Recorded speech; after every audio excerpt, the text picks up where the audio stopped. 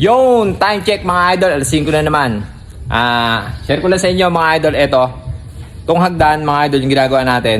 Dito ako masyadong hirap na hirap bilang isang wrapping carpenter. Dito ako talaga nangangamote. Lalo na yan, oh. Yan, yung pagle-layout niyan mga idol. Kaya kundi dahil sa tulong nila foreman, hindi natin magagawa na maayos yan.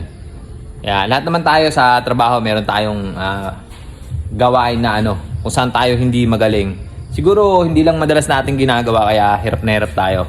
Alright, ganito na lang. Peace out, yo. Boom!